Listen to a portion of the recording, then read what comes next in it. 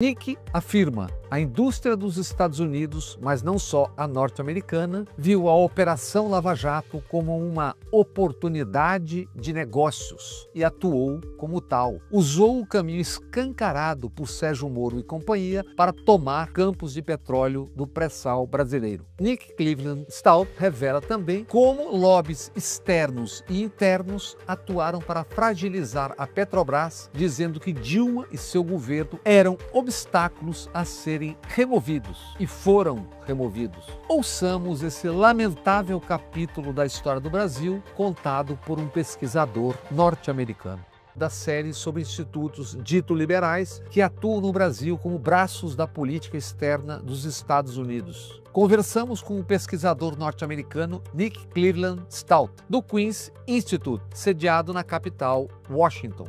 Nick não trata de institutos liberais no Brasil. Ele explica como agem dentro e para fora dos Estados Unidos os think tanks, centros de produção de conhecimento e de políticas para o governo norte-americano. E hoje eu estou conversando com o pesquisador Nick Cleveland Stout.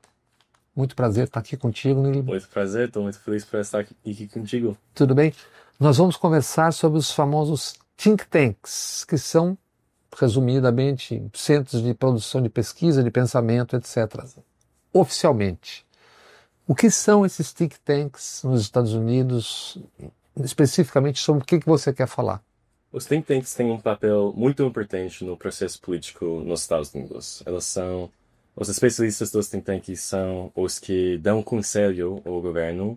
Elas aparecem na televisão, ajudam a imprensa para dar análise na televisão, na imprensa, e também até dão testemunho ao Congresso Nacional e às vezes escrevem a lei.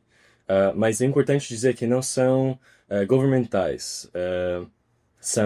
A maioria são ONGs, são organizações não governamentais. Institutos? Institutos, sim. E eu queria fazer uma pesquisa para entender melhor de onde vem o financiamento desses think tanks, qual é a pauta desses think tanks, porque, como a gente sabe, não são só institutos acadêmicos objetivos, como elas querem se apresentar. Por exemplo, se você vai no endereço de alguns desses think tanks, aparecem um .edu. .edu, sim, que é o quê? Tipo, não sei se tem aqui no Brasil, mas lá é para esclarecer que é um site acadêmico. Educacional. Sim, educacional. Mas eu queria entender um pouco melhor se é verdade, porque elas se apresentam assim, mas qual é a pauta? Quem financia esses think tanks?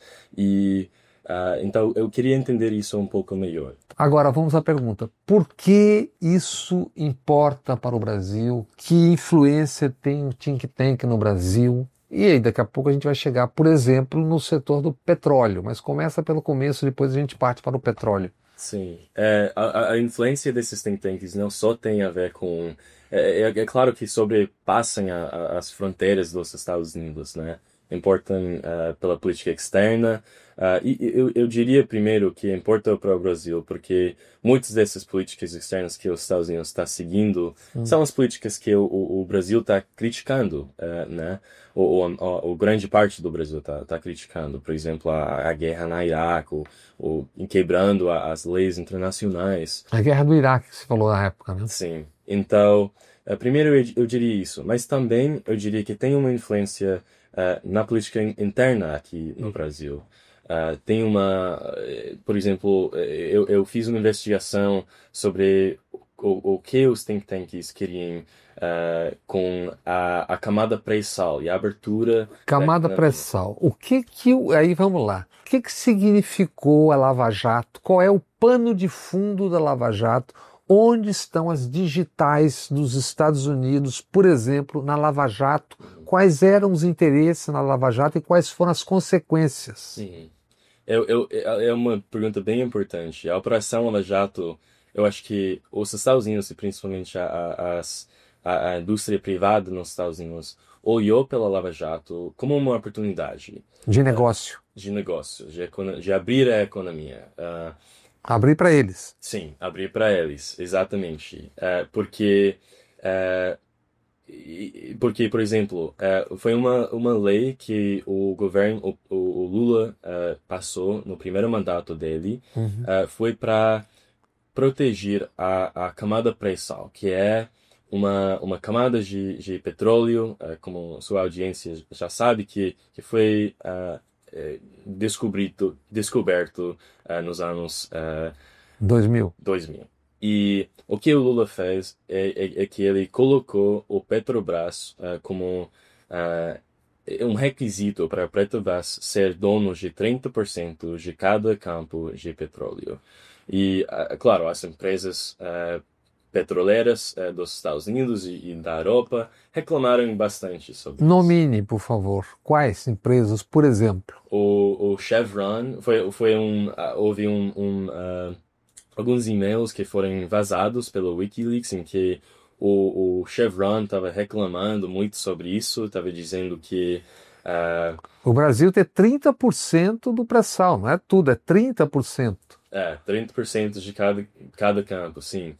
E, mas as empresas olharam para isso como uma lei proteccionista demais, que estavam reclamando, queria ter os direitos de explorar esses campos. Totais. Sim, Não queriam 30% do Brasil, queriam a exploração total dos campos. Tá. exatamente. E o Chevron, por exemplo, essa reclamação foi feita por que meio? Foi feito, não é, eu acho que não é claro do WikiLeaks de onde elas reclamaram, mas foi vazado durante um telegrama pelo consulado dos Estados Unidos no Rio de Janeiro. E teve alguns outros comentários, acho que do Shell, não sei se o Exxon, Exxon. BP, mas claro, todas essas empresas tiverem um interesse em explorar ao máximo esses campos de E petróleo. vocês nessas pesquisas, você nas suas pesquisas, você encontrou registros dessas reclamações das empresas e pressão para que tivesse uma abertura total dos campos. Exatamente. Até em algum momento, acho que o nome dela é Patrícia Praval, é uma executiva do Chevron, falou que basicamente dando apoio à oposição, ao candidato da oposição, a Dilma, José Serra. José Serra, seguiriam um jeito mais favorável nessa questão. Da Chevron. O Chevron, essas empresas, do que a Dilma, porque a Dilma foi sucessor ao Lula. Então, mas a oportunidade vierem nos anos da Operação Lava Jato, né? A Petrobras estava em crise, estava contrando muito, estava diminuindo o poder. Tem que lembrar, essa empresa foi a segunda maior da América, acho que das Américas, incluindo América do Norte e América Latina. Foi uma empresa enorme nesses anos, mas daí a Operação Lava Jato vem e a oportunidade vem. E as empresas petroleiras. Só para lembrar que na Operação Lava Jato o Departamento de Estado trabalhou profundamente e às vezes ilegalmente, porque bypassando o Ministério da Justiça, certo? A Leslie Becks, que chefiava o esquema de combate à corrupção do FBI na América Latina, esteve em Curitiba com 16 ou 17 agentes. Então, os interesses norte-americanos, eu estou perguntando para um americano, pesquisador americano, os interesses norte-americanos se moveram também por dentro da Lava Jato.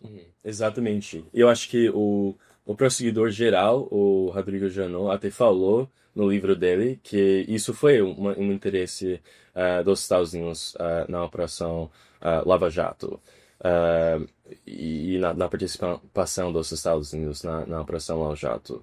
E chegando nessa pergunta do papel dos think tanks, até a participação dos Estados Unidos na Operação Lava Jato foi anunciado num evento de um think tank do Atlantic A Council. participação dos Estados Unidos foi anunciada num Think tank. como? O Atlantic Council foi. No Atlantic Council. Sim, eu acho que o nome foi um agente do FBI, o Kenneth Blanco, o nome dele, eu acho, que anunciou essa participação. Anunciou como? Dizendo o quê? tipo, dizendo que os Estados Unidos estavam participando como parte da investigação do Petrobras, que, tipo, anunciando publicamente pela primeira vez que isso estava acontecendo.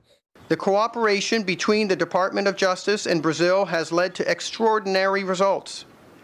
In just the last year alone, for example, the Criminal Division's Fraud Section and the Brazilian Lava Jato Task Force have cooperated and coordinated resolutions in 4 FCPA cases. At the core of the tremendous cooperation between our two countries is the strong relationship built on trust. This trust, or some of us call it confianza, allows prosecutors and agents to have direct communications regarding pieces of evidence. Given the close relationship between the Department of Justice and the Brazilian prosecutors, we don't need to rely solely on formal processes such as mutual legal assistance treaties, which often take significant time and resources to draft, translate, formally transmit, and respond to.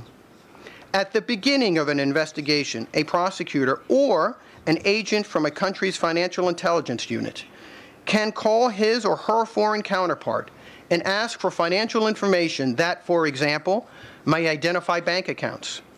Once the investigation has progressed to the point where prosecutors are ready to proceed to trial, the evidence may be requested through the Mutual Legal Assistance Channel so that it can be admitted into evidence during a trial. This prosecutor-to-prosecutor or law enforcement-to-law enforcement cooperation has allowed both countries to more effectively pursue their cases. E quais foram as consequências disso tudo ao final? De tudo, toda essa pressão e essa participação? O que teve como consequência em relação ao petróleo? Tem uma influência enorme as consequências foram que a economia e eu vou só primeiro falar sobre algumas coisas que esses think tanks fizeram para dar essa pressão na abertura da economia. Eu ia por 2 think tanks, o Wilson Center e o Atlantic Council, que trabalham muito na América Latina, e que eles comissionaram alguns relatórios.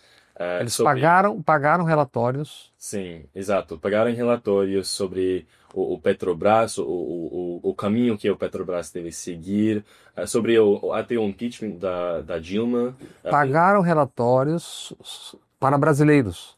Alguns para brasileiros e alguns foram escritos pelos próprios especialistas. Dizendo o que a Petrobras tinha que fazer, obviamente em relação aos interesses norte-americanos ou não? Dizendo basicamente que a Operação Lava Jato é uma oportunidade, que a Dilma é um obstáculo. Que deveria ter se afastado. E até os especialistas dizerem que nenhum deles falarem que o que a Dilma fez, ela precisa ser impeached por causa disso. Elas falaram bem literalmente que é por motivos econômicos. Que ela tem que ser afastada, você está dizendo que ela tem que ser afastada porque ela está atrapalhando os nossos negócios no ramo do petróleo, é isso? Exatamente, ou pelo menos pela abertura da economia.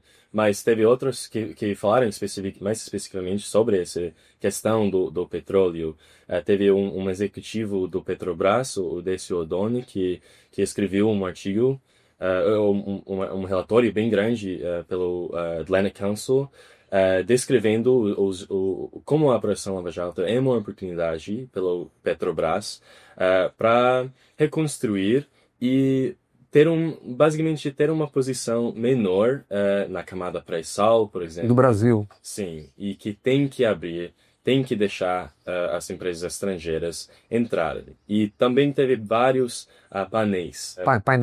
Painéis, sim. Painéis em que teve, por exemplo, eu lembro um painelista comentou que é uma brincadeira para pensar que as empresas estrangeiras petroleiras querem roubar os recursos do Brasil. Ele falou isso, ele riu da ideia de que querem roubar os recursos. Eles só querem pegar e vender. Sim. Para si.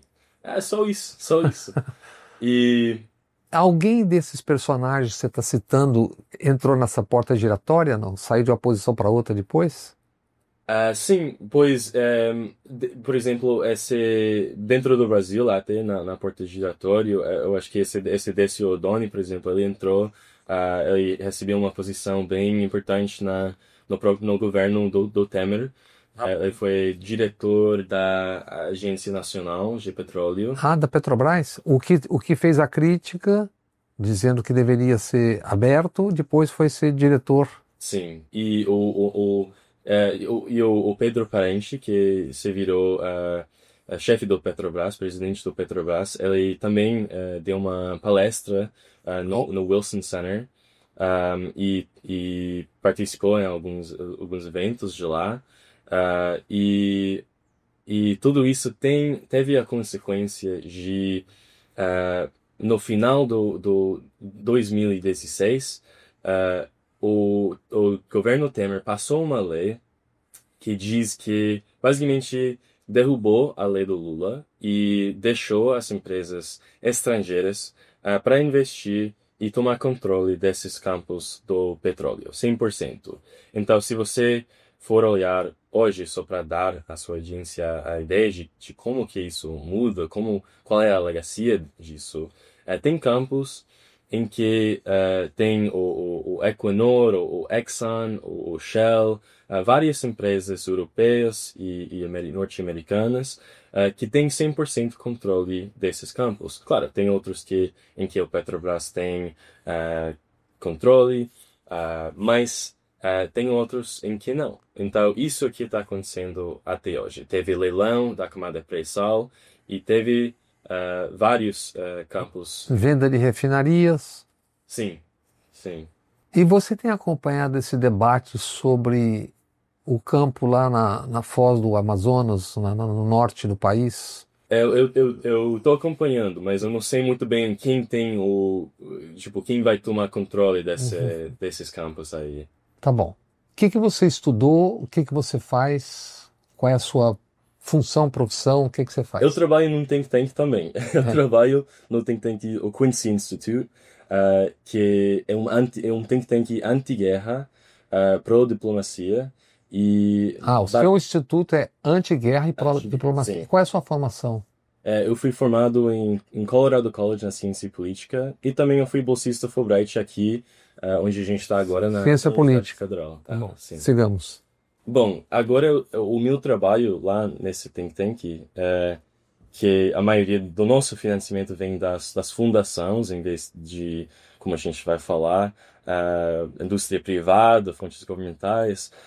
Mas o nosso trabalho, nosso enfoque dentro desse think tank é entender melhor a conexão entre o dinheiro e a política externa lá nos Estados Unidos, porque dentro da política doméstica todo mundo sabe Lobby. o papel do lobby, por exemplo, a indústria bélica, mas ou a indústria privada, mas dentro da política externa é pouco entendido. Então, a nossa investigação dos think tanks foi para dar uma olhada nos maiores 50 think tanks nos Estados Unidos e entender melhor de onde vêm as contribuições desses think tanks. Você tem uma ideia aproximada, pelo menos, de qual é o montante que esses 50 institutos movimentam, um montante de grana, quer dizer, qual é o tamanho do dinheiro? Sim, é muito grande. Alguns desses think tanks têm mais do que 100 milhões de dólares em renda cada ano, mas depende, cada um dos maiores, só para sua audiência entender um pouco melhor, mais famosos inclui o Brookings Institution, o Atlantic Council, Council on Foreign Relations, e tem vários outros. Mas a gente olhou para esses think tanks com 3 categorias em mente. A gente queria entender as fontes governamentais que vêm do próprio governo americano, principalmente o Departamento do Estado e o Departamento de Defesa, as fontes que vêm dos outros governamentos estrangeiros, e também a indústria bélica, porque esses especialistas se apresentam como bem objetivos, mas talvez são fundados pelas organizações que têm que podem ver muitos benefícios das recomendações que elas oferecem. Por que as indústrias bélicas doam para os think tanks? As indústrias bélicas doam muito dinheiro por think tanks. A gente achou 35 milhões de dólares nos últimos 5 anos. E elas... São 100 e poucos milhões de reais. Sim, sim. E é porque elas podem beneficiar das indicações que elas fazem. Por exemplo, o Atlantic Council, que a gente estava falando. Esse think tank, por exemplo, recebe alguns 3, 4 milhões de dólares da indústria bélica cada ano. E quando a gente está falando sobre a indústria bélica, a gente está falando sobre as empresas maiores de defesa nos Estados Unidos. Tem o Lockheed Martin, o Raytheon, o Northrop Grumman, que é o maior fundador dos think tanks, que é uma avenida de influência, porque elas podem gastar dinheiro em lobbying, por exemplo, mas esses lobistas têm que se identificar quando está indo para ter um encontro com uma reunião com a congressista, tem que dizer, eu sou todo mundo sabe, né? É lobbyista, mas quando um especialista de um think tank está dando conselho, está servindo numa comissão, está se apresentando como, eu sou especialista nesse assunto. E é realmente especialista, mas ao mesmo tempo... É um lobista. É outra forma de lobbying, de alguma forma, né? Tem a sua própria perspectiva. Então, só para dar alguma ideia, já falei que tem 35 milhões de dólares nos últimos 5 anos, mas só para colocar... Só para Atlantic Council? Não, é total, para todo, 35. Total. Mas, por exemplo, uma caça F-16, por exemplo, custa 70 milhões de dólares. Um avião, o F-16. Exato. Então, se o governo for aceitar, por exemplo, só mais uma caça F-16, seria um benefício enorme aos doadores desses think tanks. Então, é uma avenida de influência para mostrar pelo público e pelo Congresso, esses programas são boas, a gente tem que continuar dando dinheiro para esses programas e talvez investir mais nesses programas e outros programas que se interessem os doadores. E claro, tem outros pontos de vista dentro dos think tanks, mas fica a janela de discutir muito curto, sabe? Tipo, não dá para não concordar tanto com os doadores, porque senão vão parar de continuar financiando os think tanks. E governos estrangeiros também doam em que quantidade? 110 milhões de dólares nos últimos 5 anos. Que governos de onde? Eu diria que tem 2 categorias. A primeira categoria vem dos governos no Médio Oriente. Tipo, o Emirados Árabes Unidos é o principal, que financia muitos think tanks e tem seus próprios interesses.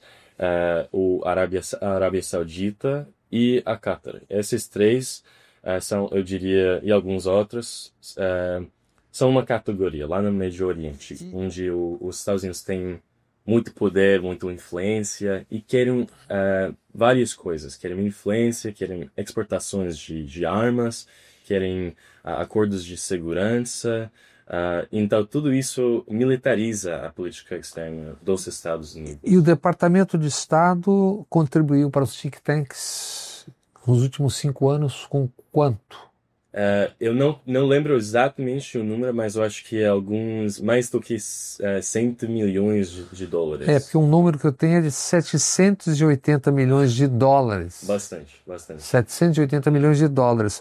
Fazendo uma conta ligeira aqui dos números que você está falando, já são mais de 5 bilhões de reais. E esse financiamento que vem do governo americano, eu diria, a maioria vai para o RAND, o Rand Corporation. O que é o Rand Corporation? É um think tank que basicamente foi o primeiro modelo dos think tanks governamentais. Tipo, é um think tank que é basicamente fundado principalmente pelo governo americano, mas é um jeito de terceirização da política externa, porque fica em Califórnia, por exemplo, não é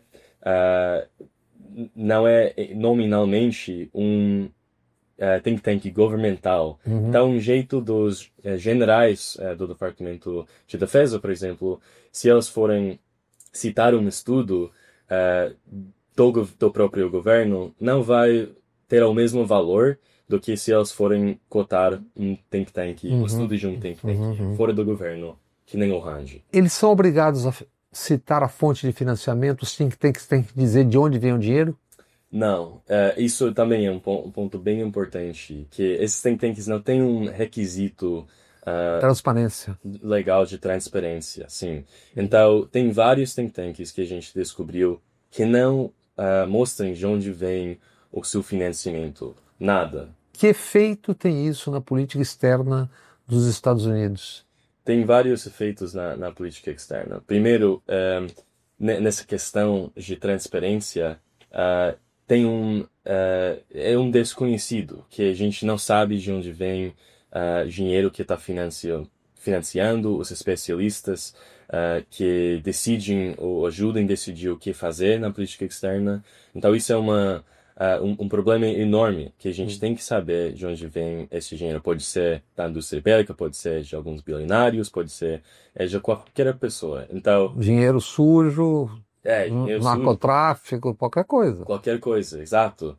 Então, essa é a primeira questão, que é um desconhecido. Mas na política externa tem um papel enorme. Tipo, se a gente for olhar na história dos Estados Unidos da política externa, várias decisões horríveis originarem em alguns desses think tanks, ou várias ideias que foram militarizar a política externa. Por exemplo, a gente pode olhar para a guerra no Iraque, a decisão para invadir. A invenção de que existiam... Até derrubaram John Bolton e o governo Bush derrubaram o embaixador brasileiro que chefiava a Organização para Controle das Armas Químicas, Sim. Bustani. Ele veio aqui para dar uma palestra aqui na USP, foi muito legal.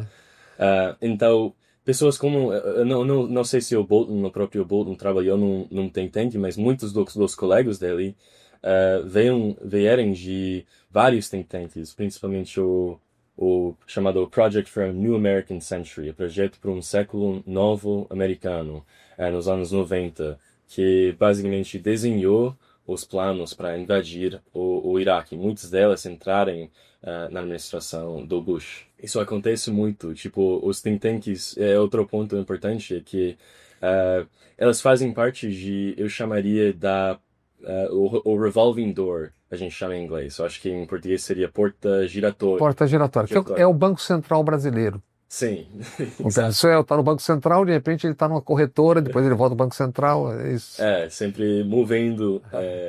Então, isso acontece nos Estados Unidos também. E até, às vezes, esses especialistas têm, eu chamaria de chapéus diferentes. Tipo, troca de chapéu. Sim. Um momento é especialista de um think tank, mas ao mesmo tempo, muitas vezes, participem na indústria privada. Por exemplo, o próprio presidente do Lockheed Martin, a empresa de indústria bélica maior nos Estados Unidos, é também conselhador do Council on Foreign Relations, Conselho das Relações Internacionais, que é um dos think tanks maiores nos Estados Unidos. Mas ninguém se veja isso como um conflito de interesse. Mas isso é um problema enorme, porque é impossível divorciar os seus interesses de vendedor de arma do seu interesse de conselheiro da política do país. Sim.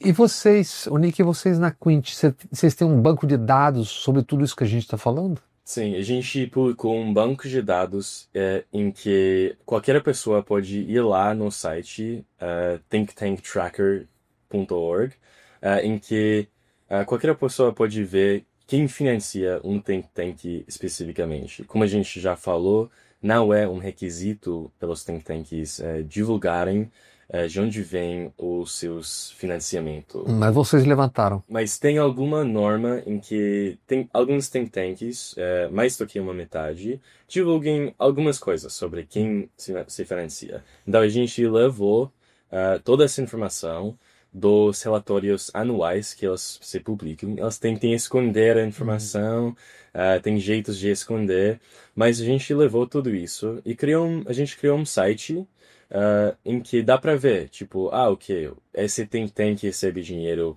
do Qatar, esse think tank recebe dinheiro do Lockheed Martin. Qatar, que a gente chama de Qatar. Qatar, sim. E a gente queria fazer isso especificamente pelos jornalistas para chamar atenção aos conflitos de interesses que às vezes as pessoas têm, porque a imprensa especificamente, né, chama especialistas desses think tanks para falar. É como no Brasil, especialistas de economia. São quase todos com a mesma posição e são chamados todos os dias para dizer. Tem até uma entidade no Brasil chamada O Mercado. É um fantasma que todo dia o mercado disse alguma coisa. E imagino que tem pessoas com conflitos de interesse. Totalmente. Que são chamados assim, né? Não. Por exemplo, pessoas de institutos como Milênio e Mises são comentaristas em emissoras de televisão, rádio, jornais, revistas no Brasil. Que não é problema, desde que você saiba que eles são oriundos ou ainda estão nos institutos tais e tais. Mas isso não é dito. Sim, exatamente. Não é dito. Isso é problema. Que tem que chamar a atenção a esse conflito de interesse. Se alguém está te perguntando sobre o que os Estados Unidos devem fazer na política externa na questão da Ucrânia, como que a gente deve apoiar a Ucrânia, e o especialista que está dando resposta recebe dinheiro de ou instituto, ou um instituto, sim. Ou se ele é um defensor da economia liberal ou ataca o Estado como um grande gastador e ele vem de um instituto que foi financiado Exatamente. pelo governo americano por um dos seus braços, isso é um conflito de interesses. É disso que nós estamos tratando aqui. E o público tem um direito de saber esses conflitos de interesse. Então, a gente criou esse banco de dados para entender um pouco melhor quem financia esses think tanks, e eu sugiro a sua audiência para dar uma olhada no nosso site para entender um pouco melhor esses conflitos de interesse. E eu sugiro à audiência que continue acompanhando o Nick, que vai comparecer muitas vezes no nosso canal Bob Fernandes no YouTube. Muito obrigado. Obrigado a você. Ótima conversa, obrigado.